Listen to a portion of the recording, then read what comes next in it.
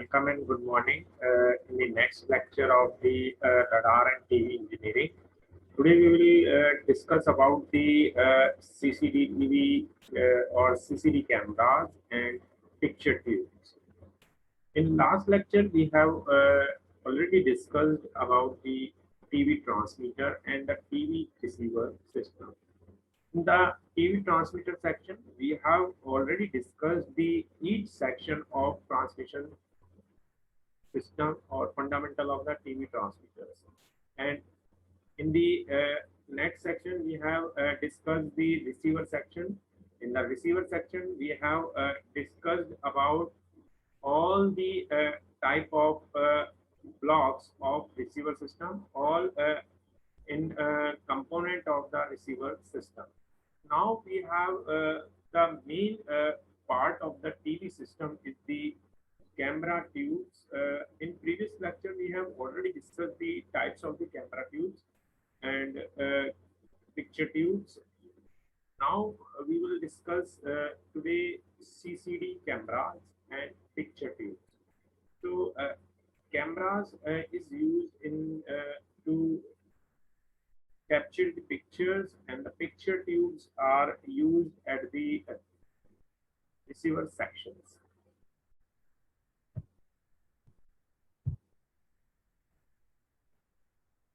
The content of this video lecture is the CCD camera, picture tube, types of the picture tube, construction, working principle of the picture tube. The main objective of this video lecture is to understand the basic fundamental of the camera tubes, to understand the basic concept of the picture tubes. Students will also learn about the working of the picture tube. They will also learn the concept of the picture tube and camera tube, working, construction, and types of the camera tube and picture tubes.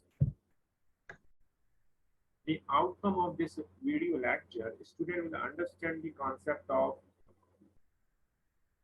CCD camera. They will also learn the picture tube. Student will also learn the picture tubes with the types of the picture tube and advantages and disadvantages. The textbook for the radar and TV engineering, to understand the TV engineering is the second part of our syllabus, that is the monochrome and the color television, second edition by R.R. Gulati. Other reference books is given for TV engineering. Now we come to the main part or main things of TV transmitter, that is the camera. The main part of the CCD camera is the CCD image sensors. This type of the image sensor, it sends the image. CCD consists of very closely packed MOS capacitors formed by the P substrate SiO2 and the metal gate, which can store or transfer the analog charge signals. The CCD is composed of precisely positioned light-sensitive semiconductor elements arranged as row and columns. Each row in the array represents a single line in the resulting image. This is the diagram for the CCD camera.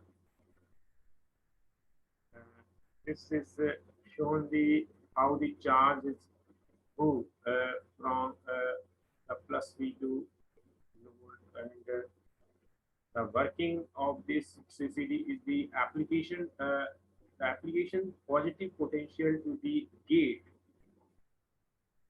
Result development of the depletion region just below them. When we apply the positive voltage to the gate, so there is the depletion region is formed, potential valve just below them.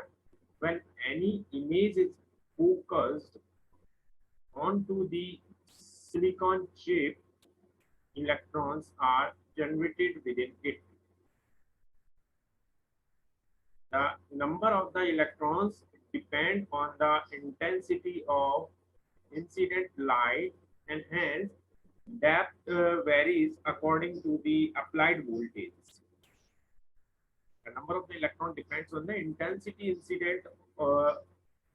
intensity of the incident light, and hence the depth varies according to the applied voltage.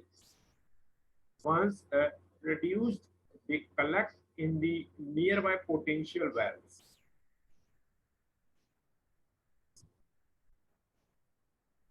The charge of the one element is transferred to the next element by applying a higher voltage to the next gate and reducing the voltage of the gate.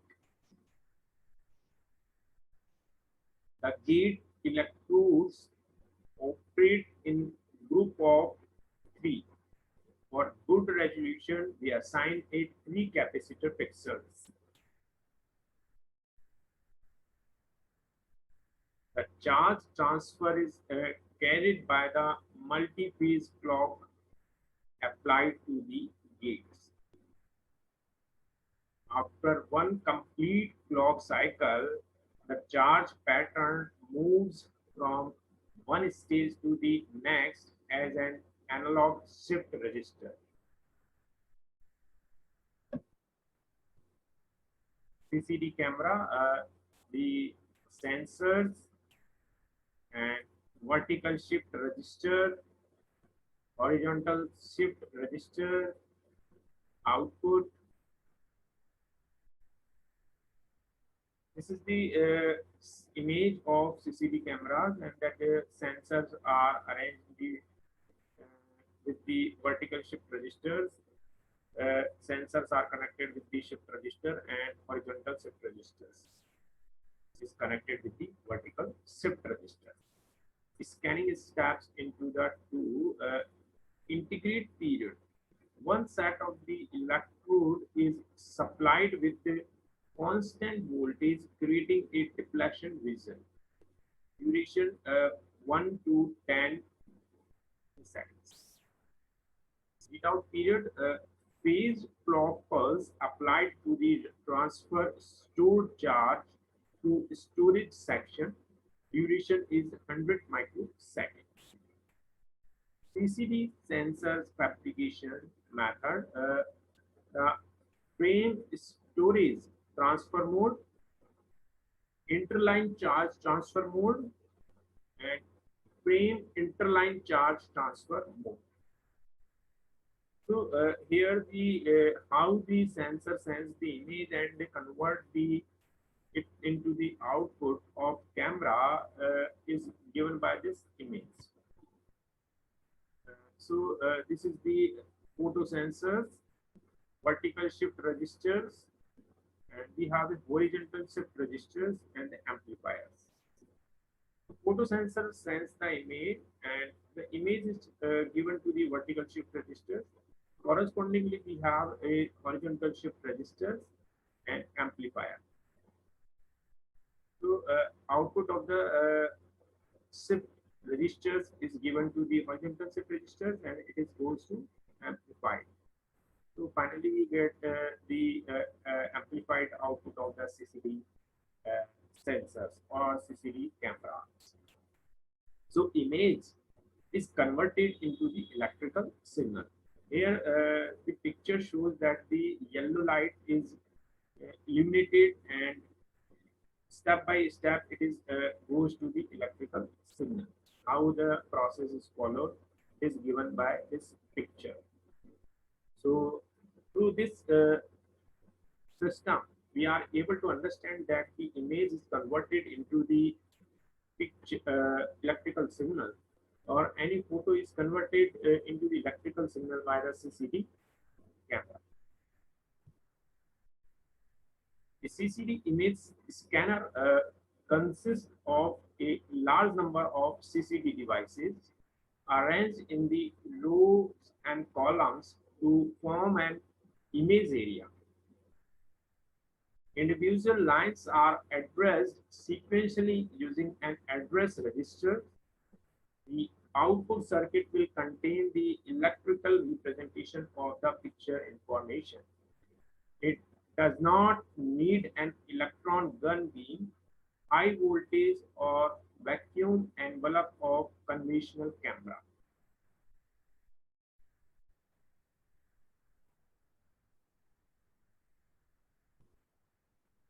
For interlaced scanning in cameras, the charge transfer to the vertical shift register is accomplished in two stages. The odd number rows followed by the even rows. Next, the charges in the vertical register are shifted into the horizontal shift register and clocked to the CCD output. All the odd rows are clocked out first or filled, followed by all the even rows even filled. The rate at which the charge from the horizontal shift register is clocked out is governed by the number of the element pixels per row and video standard the camera complies with. Advantages: the CCD camera is the high sensitivity, image lag absent, means lagging of the image is absent in this because it has high sensitive type of the camera. The spectral response is very good. Sensor withstand excessive illuminations. No geometrical distortion or non-linearities. Lightweight and low power.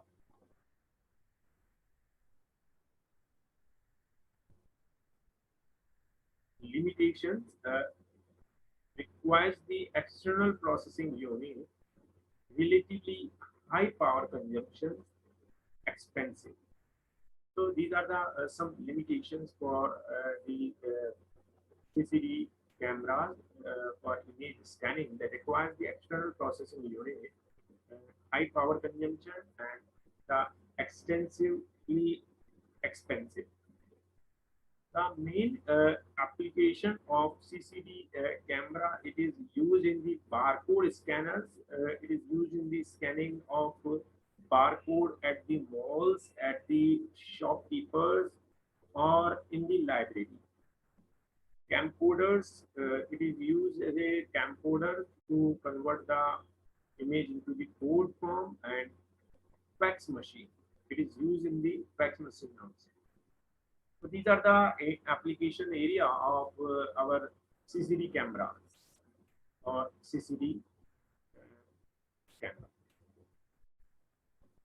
Video processing of the camera pickup signal.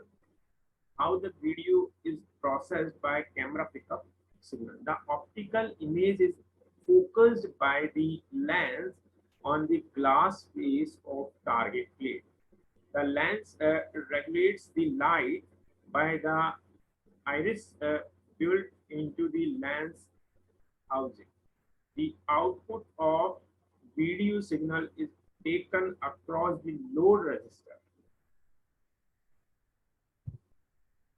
So this is the image, how the video signal image is processed and converted into the video signal by CCD or any type of the camera tubes. So light is come from the scene and lens is converted into the parallel wavefront into the wavefront of electron beams, and it is given to the camera tubes. So camera tube is having a anode and cathodes, and electron beam is passed through this. Electron beam is focused on that anode, and we have a signal which is applied to the preamplifiers, which is amplify the signal level, and signal processor unit is there to process the signal, and sync added here. The synchronizing pulses is added, and correspondingly we get the video signal output. So video signal output combine the composite signal, that is the blanking pulse and the sync pulse and the video signal. So this is the electron beam scanning in the camera tubes. We have already discussed how the scanning of the electron beam is occur in the image processing unit or image sections. Amplify the weak low voltage signal from the load resistance RL, addition of the blanking pulses, addition of sync pulses. So in the amplify section, after amplification, we add the blanking pulse and the sync pulse in the corresponding video signal. The signal current or voltage across the load resistance RL. So if P amplifier is used at the first stage, the output terminal of camera tube to avoid external interference. The second stage, we are using the signal processors to add a blanking rise during the horizontal and the vertical trace interval. Sync adder circuit is used to add the synchronizing pulses. The output waveform has a voltage of about IV peak to peak voltage, that is across 75 ohms as shown. That is shown in the figure, that is the 75 peak to peak, 75%. That is be located at some distance from the camera. A principle of the working and block diagram of color TV camera. Now we have a TV camera. The construction, working, and all things are same as CCD camera. So before going to start the particular camera, we'll learn about the fundamental of the color TV cameras. A color camera tube is used to split the optical image into the primary colors. Means any optical image is converted into the primary colors. The special type of the mirror called dichroic mirror is used to split the image into the colors. So there is a camera dichromic mirror, and the light from the picture and lens assembly. This assembly, color conversion, and natural density filters. Then we have a dichromic mirrors, and this mirror is converted the image or picture signal into the, or light from the picture is converted into the three output, that is the red cameras, that is the VR, green camera, VG, blue camera, VB. So red, green, blue, these three voltages developed through the three mirrors.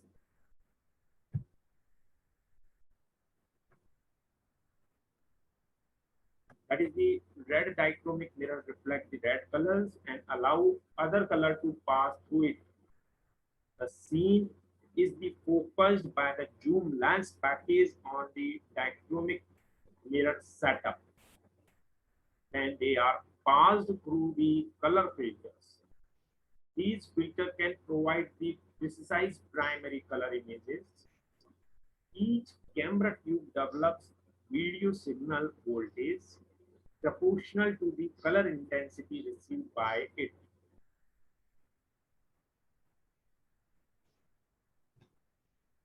A video preamplifier amplifies the VR, VD, VG.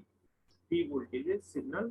In the output stage, a resistance network is used to generate the luminous signal and color signal.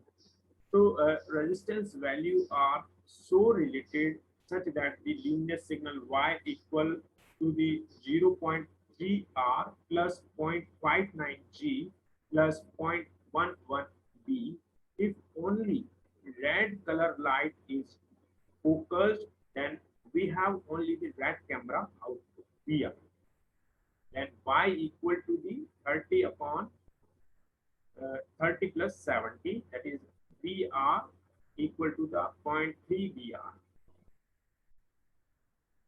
So this is the equation or the value of prominence signal. Picture tubes. In the next section, we have a picture tubes.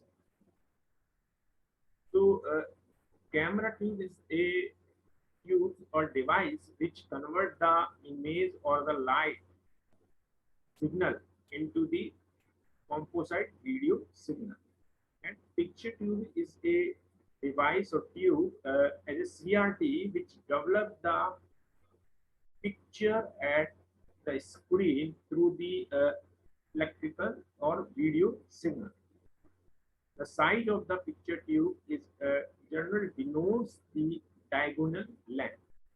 The size of the picture tube ranges from 1 inches, that is to 30 inches or more.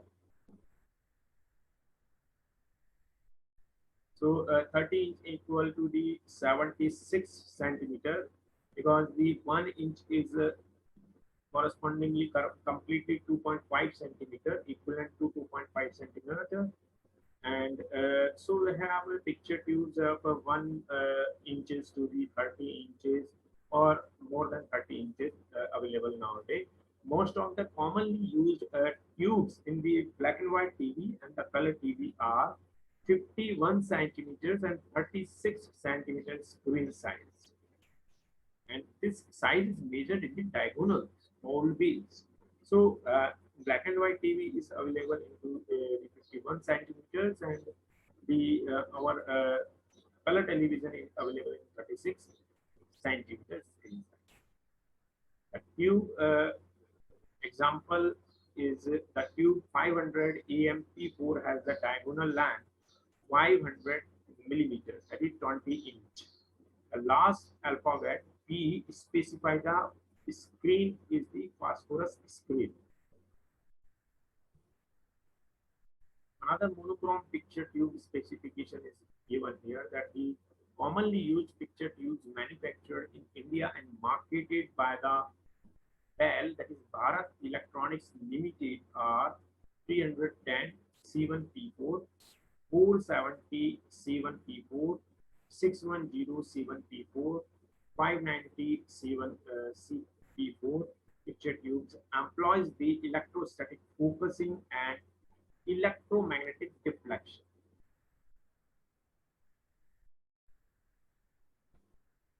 So these monochrome pictures tubes are based on the electrostatic focusing and electromagnetic deflections.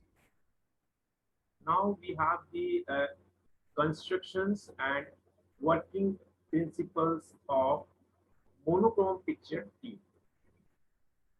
The picture tube is used to convert the video signal into the optical signals.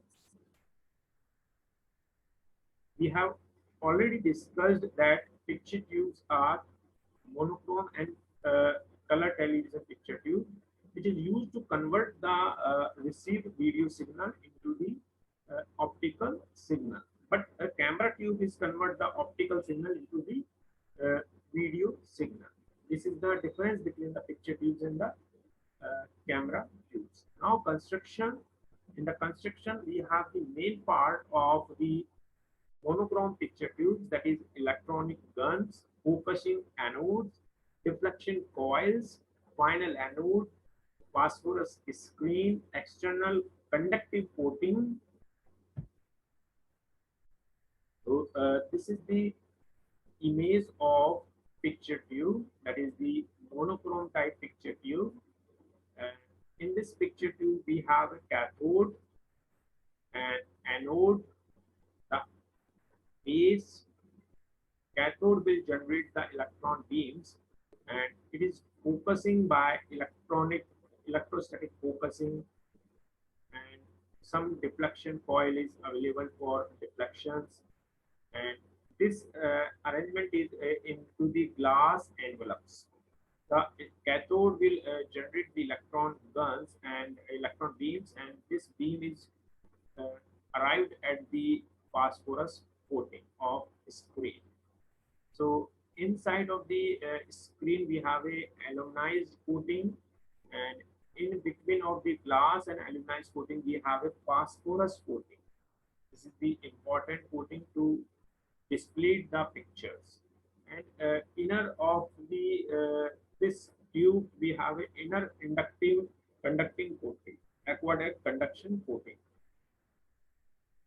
So we have a G1 and G2 and G3 is the control grids, accelerating anode, focusing anode, correspondingly respectively center magnetic and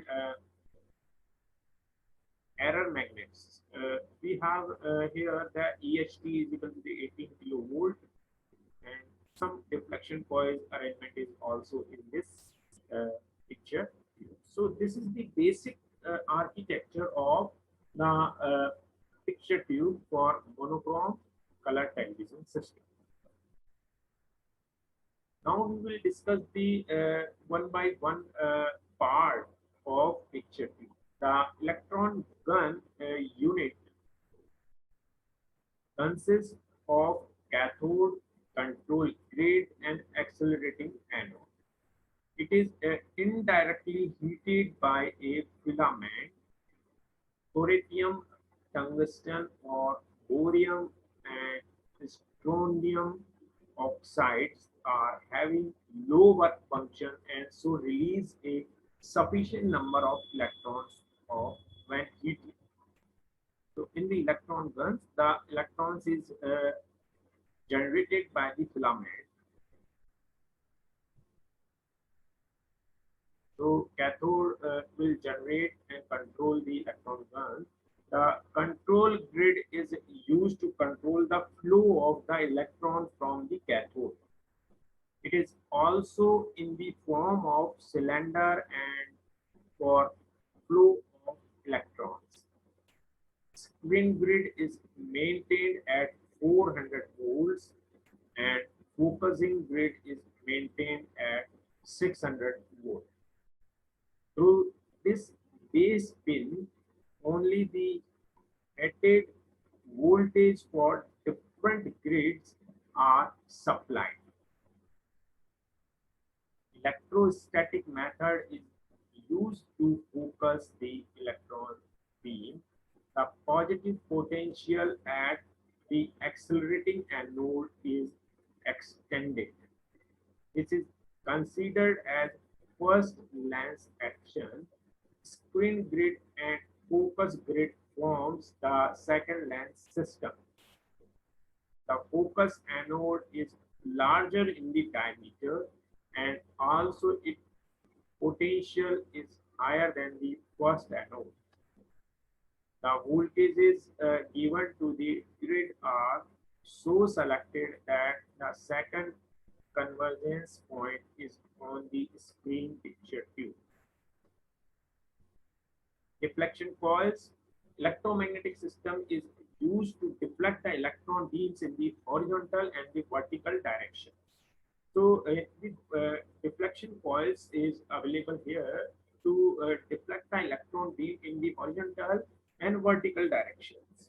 A picture tube produces the horizontal deflection, and another pair of the coil placed left and right produce the vertical deflection.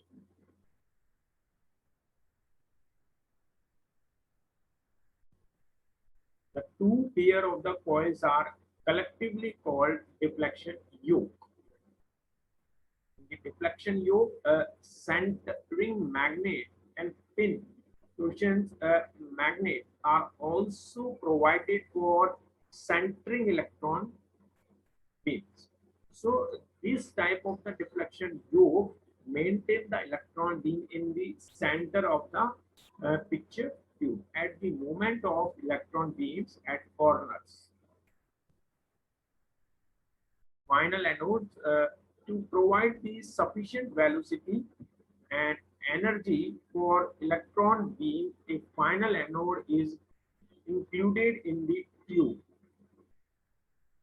This aqueduct coating is provided with a high voltage of 10 kilovolt or more.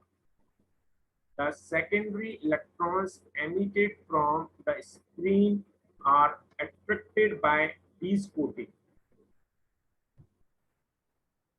Phosphorus aqueduct screen. The phosphoric chemicals are light metals such as the zinc, cadmium in the form of sulfate, sulfide, and phosphate compounds. The atoms, while hitting the coating, hitting spot fluorescence emit light. External conducting coating. Aqueduct is also coated on the outer surface of glass bell. A spring clip used to connect this coating with the chassis ground AC ripples in the high voltage and provide a perfect higher voltage. Now the working principle of our picture tubes, how the picture tubes are worked. An AC supply of 6.3 volt is given to the heater filament. This filament heats cathode and cathode emits the electron beams. The number of the electrons in the beam is controlled. The accelerating anode increase the velocity of moving electrons. A point and into E. D equal to the epsilon naught epsilon r E. D is equal to the epsilon E. So this is the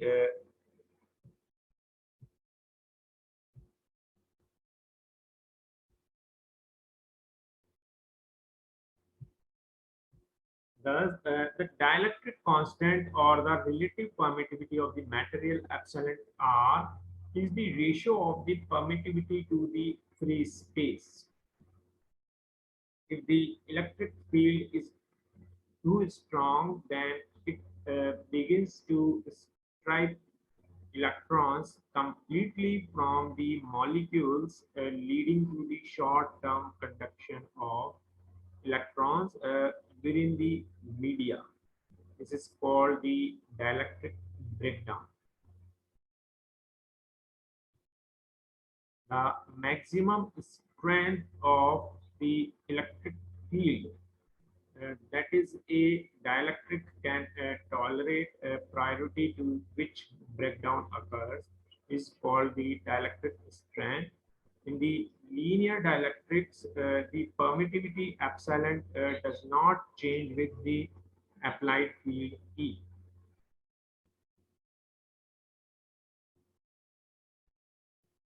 Homogeneous dielectric do not change their permittivity from point to point within the material. Isotropic dielectrics do not change their dielectric constant with respect to the direction within the material. Two types of the dielectrics exist in the nature, polar and the non-polar. Non-polar dielectrics do not possess the dipole's moments until a strong electric field is applied. Polar dielectrics such as the water possess permanent dipole moments that further align, if possible, in the presence of an external field. Next, we have a conductor, semiconductor, and the insulators. It is the convenient to associate these energy level or energy states are permissible in given atom, and an electron must therefore absorb emit discrete amount of the energy or quanta in the passing from one level to the another level. In a crystalline solid such as a metal or a diamond, atoms are packed closely together. Many more permissible energy levels are available because of the interaction forces between the adjacent atoms. It can be observed that energies which may be caused by electrons are grouped into the broad ranges or bands, each band consisting of the very numerous closely spaced discrete level.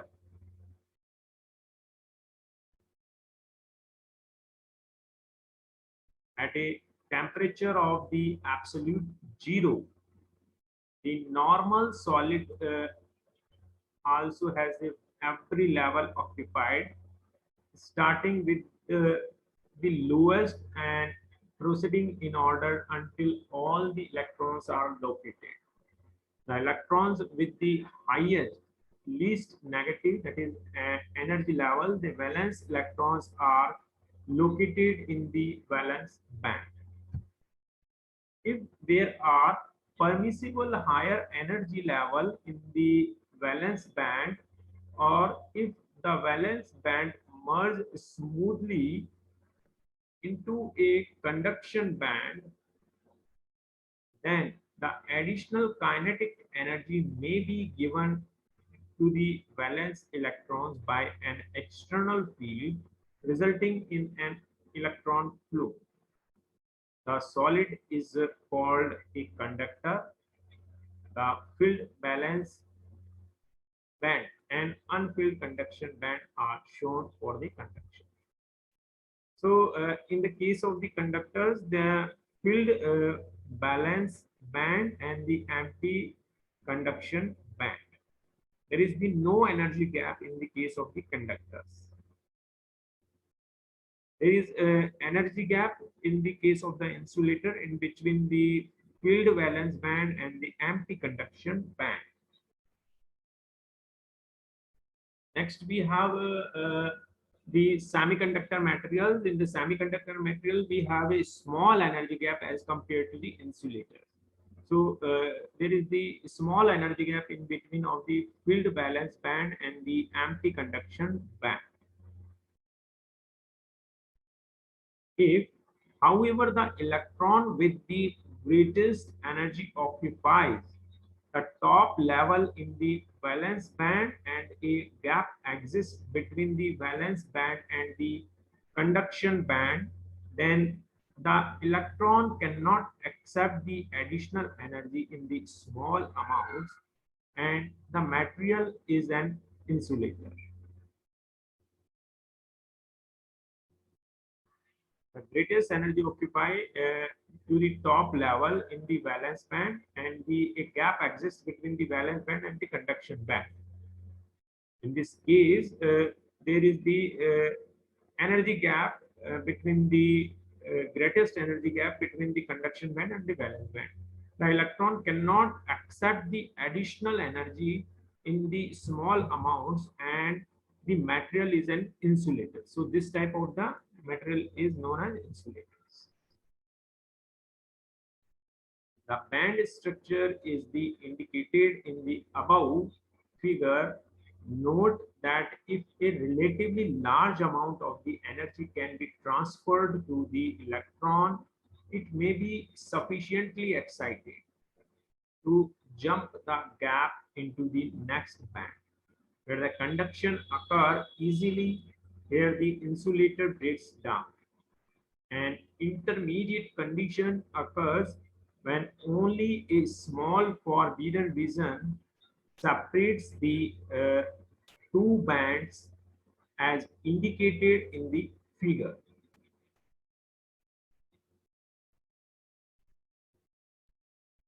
small amounts of the energy in the form of the heat or an electric field may raise the energy of the electrostatic, the top of the filled band, and provide the basis for conduction.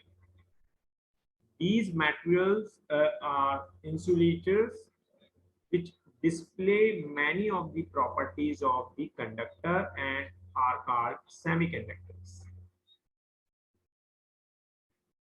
So semiconductor have the property of both type of the material, that is the insulator materials and the electric materials. So in this, we have a small energy gap between the conduction band and the valence band. Now, conductor free space boundary.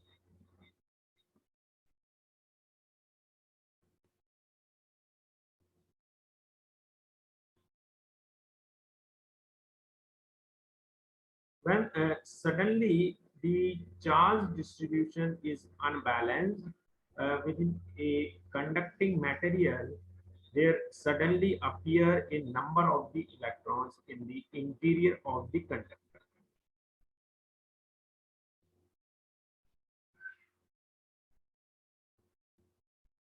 The electrical field set up by these electrons are not countered by any positive charges, and the electrons begin to accelerate away from each other. This continues until the electrons reach to the surface of the conductor. Here, the outward progress of the electrons is stopped, for the material surrounding the conductor is an insulator, not possessing a conduction band. No charge will remain within the conductor. Hence, the final result within a conductor is zero charge density, and its surface charge density resides on the exterior surface.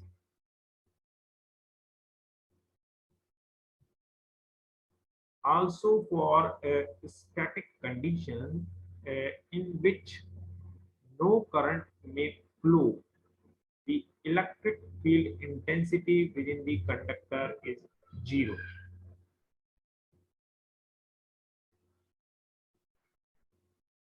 So, for electrostatics, no charge and no electric field may exist at any point within a conductor. Charge may appear on the surface as surface charge density. There will be a field external to the conductor, and this field can be decomposed into the two components, one tangential and one normal to the conductor surface.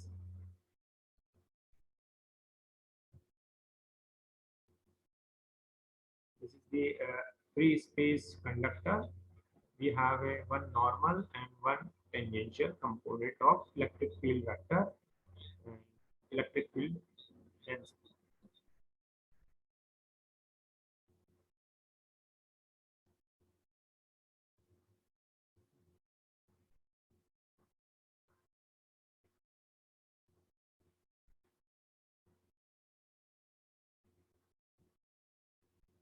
The tangential component is seen to be zero.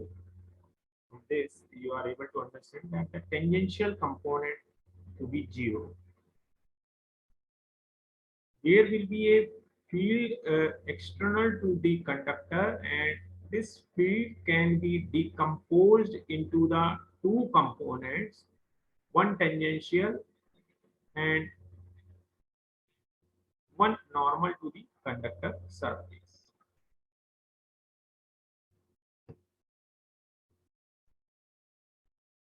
The tangential component is seen to be zero. If it were not zero, a tangential force would be applied to the elements of the surface, resulting in their motion and non-static conditions.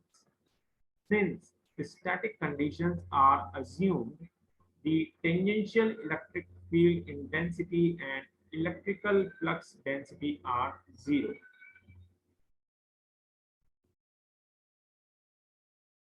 So close integral of E dot dl equal to the zero. These are the relationship from the previous discussion, and E total equal to, and delta W equal to zero, that E total equal to zero. So the product of the E total into delta W equal to zero. Close integral of the D dot ds equal to the Q. Normal component of the D delta S equal to the rho S delta S. Normal component of the D equal to the rho S. This is equal to the dt equal to Et equal to zero. In the summary, the static electric field inside a conductor is zero. The static electric field intensity at the surface of a conductor is everywhere normal to the surface of the conductor. The conductor surface is an equipotential surface. Now, electric field in the material medium. Uh,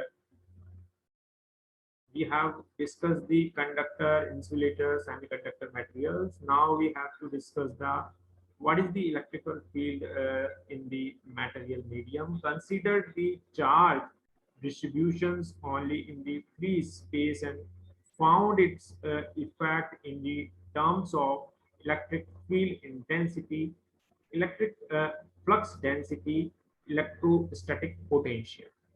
Now we will consider effect of charge distributions in the material medium. In general, based on the electric properties, materials can be classified into three categories: conductors, semiconductors, and insulators. Electric. In the conductor, we have already discussed three type of the materials: conductor, semiconductor, and insulator. We have discussed all three. Insulator is also known as the dielectric. So we have discussed the basic mechanism of conductor, semiconductor, dielectric materials. In the conductors, electrons in the outermost shells of atom are very loosely held, and they migrate easily from one atom to the other. Most metals belong to this group. The electrons in the atoms of the insulators or dielectrics remain confined to their orbits, and under the normal circumstances, they are not liberated under the influence of an externally applied field. The electrical properties of semiconductors fall between those of conductors and insulators, since semiconductors have very few numbers of free charges. The parameter conductivity is used to characterize the macroscopic electrical properties of a material medium.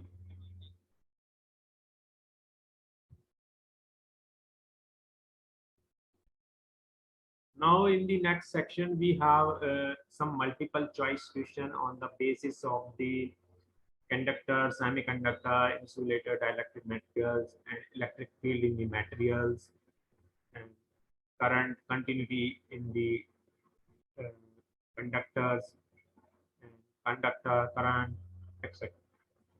First multiple choice questions: force in a conductor is dash to product of the charges. A. Directly proportional. B. Inversely proportional. C. Not related. D. Cannot be determined. The force in a current carrying conductor is directly proportional to the product of two charges and inversely proportional to the square of the distance between them. Second multiple choice questions. Force in a conductor is to the square of the distance between the charges. A. Directly proportional. B. Inversely proportional. C. Not related. D. Cannot be determined. The force in a current carrying conductor is directly proportional to the product of the two charges and inversely proportional to the square of distance between them. Calculate the force between the two charges having the magnitude 3 nanocoulombs and 2 nanocoulombs separated by the distance of the 2 micrometers. A 13.5 Newton, B 13.5 kilonewton, 13.1.35 Newton, D 1.35 kilonewton. From the expressions, the F equal to the K Q1 Q2 upon R square, the value of the K being 9 into 10 to the power 9, we get force 13.5 kilonewton. The ratio of magnetic force to the electric force on a charged particles getting undeflected in a field is A 1, B 0, C 2, D 4. When a charged particle is undeflected in a field, the magnitude of the magnetic force and electric force acting on the particle is the same, hence the ratio is 1. If the flow of the electric current is the parallel to the magnetic field, the force will be A 0, B infinity, C maximum, D half the original value. Explanation: the force is a cross product. A cross product involves the sine of the angle between them. If the two quantities are parallel to each other, the angle between them is 0. Sine 0 is 0, hence force is 0. Multiple choice question number 6. The weakest force in the nature is A. Electric force, B. Gravitational force, C. Weak force, D. Magnetic force.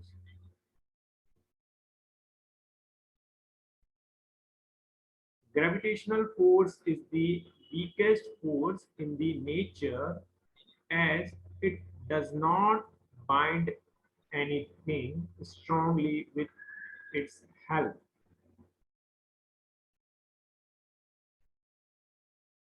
The next question, the relation between the direction of the current and the direction of the force is A. Same direction, B. Opposite direction, C. Perpendicular, D. Unrelated. When a conductor carries a certain value of the current, the force developed in the conductor, the current in the conductor, and the magnetic field in the conductor are mutually perpendicular to each other.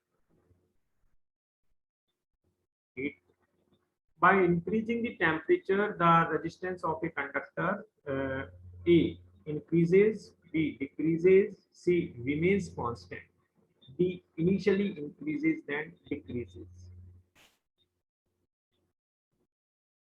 9. The right hand rule for determining the direction of the induced EMF was introduced by A. Faraday law, Lenz law, Fleming, and Maxwell equations. Last and 10th question. Inside a hollow conducting sphere, A electric field is zero. B electric field is a non-zero constant. C electric field changes with magnitude of the charge given to the conductor. D electric field changes with distance from the center of the sphere.